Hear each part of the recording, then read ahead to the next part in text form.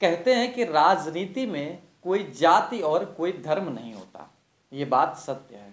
पुराने लोगों की अगर कहावत माने तो उनका भी यही मानना है कि राजनीतिक पैतरे ऐसे होते हैं कि कब नेता कब किस पाले में चला जाए इसकी कोई पहचान नहीं होती। नमस्कार, मैं मौजूद हूं दुर्गेश मिश्रा एक नए मुद्दे के साथ। उत्तर प्रदेश के एक कद्दावर नेता हैं जिनका नाम है राजा रामपाल।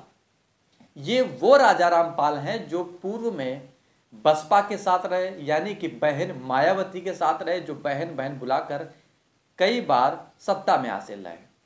इसके बाद बहन ने धोखा दिया, या यूं कहे कि खुद रिश्वत कांड में बाहर निकाले गए बीएसपी से, तो इन्होंने कांग्रेस का हाथ थामा। तब भी ये प्रियंका गांधी को बहन बहन करते रहे, और बहन के बाद अब क्या हुआ, अचानक जो सीधे से सपा में शामिल होने की कवायद कर रहे हैं।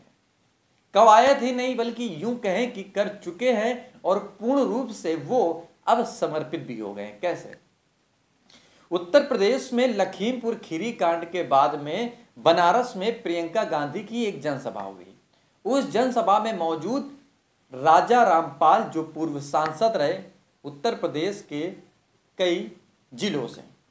इतना ही नहीं, और समझिए इनका इतिहास क्या है वो हम बताएंगे, लेकिन उसके पहले समीकरण को समझिए। 2 दिन पूर्व प्रियंका गांधी के मंच पर मौजूद रहे, और 2 दिन बाद ही वो सीधे तौर पर बनारस से उठे और लखनऊ पहुंचे, और लखनऊ से पहुंचने के बाद सीधे अखिलेश यादव से हाथ मिला लिया।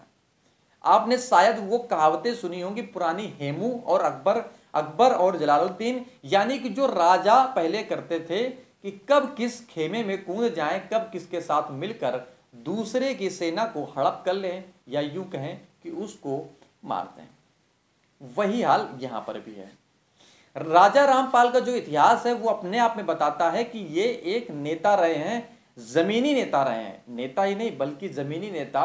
उत्तर प्रदेश के उस क्षेत्रों में बिल्हौर लोकसभा सीट, रनिया, अकबरपुर लोक सीट, हालांकि ये उत्तर प्रदेश की ही बात है, लेकिन अगर उत्तर प्रदेश में ऐसा नेता निकलकर सपा में शामिल होता है तो कांग्रेस तो पहले से ही डूबी दिखाई दे रही थी।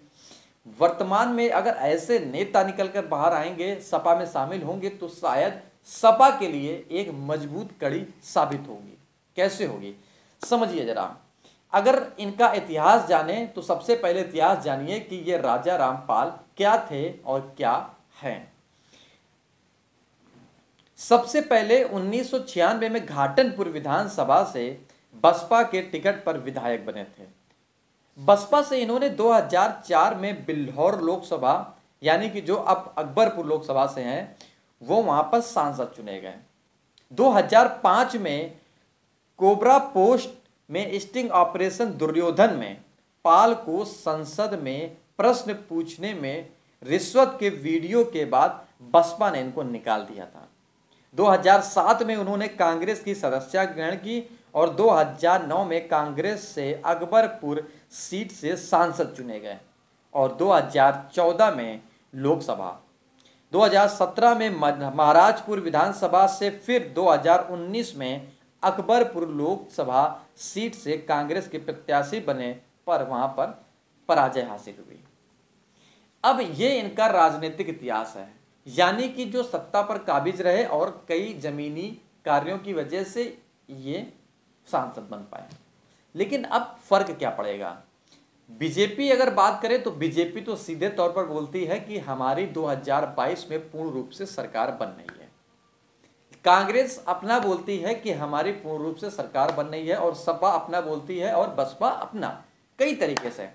हालांकि अब अगर बात करें तो मैंने पिछले वीडियो में बताया कि रथ यात्रा, यानी कि जो सपा है उसने चुनावी रथ यात्रा शुरू कर दी है, और उत्तर प्रदेश के कई जिलों में जाकर कर रही है। लेकिन इतना ही नहीं, अब राजा रामपाल उन क्षेत्रों में मौजूद रहेंगे जिन क्षेत्रों में सपा अपनी पकड़ बनाना चाहती है। सपा इसलिए पकड़ बनाना चाहती है कि सपा को 2022 में सीटों की मजबूती के लिए उन क्षेत्रों में जाकर जन सरोकार में जनसभाएं करनी पड़ेंगी जहां पर शायद वो कई सालों से नहीं गए हैं। और इतना ही नहीं, उन क्षेत्रों में जाकर एक ऐसे नेता की जरूरत पड़ेगी जो उन क्षेत्र का निकलकर सामने आता है। वो है उत्तर प्रदेश में राजा रामपाल का चेहरा। मैंने पहले भी बताया वीडियो में मायावती का दामन थामा, कांग्रेस का दामन थामा और अब सपा का। अब आगे क्या होगा ये बता पाना किसी के लिए नामुमकिन है, क्योंकि साहब ये तो है राजनीति, और राजनीति में राज के साथ जो नीति करे वही राजनीति में आगे बढ़ पाता है। नमस्कार, इस वीडियो में इतना ही। अगर ये वीडियो में आपकी कुछ अपनी राय है तो वीडियो में कमेंट बॉक्स में लिखकर जरूर बता सकते हैं।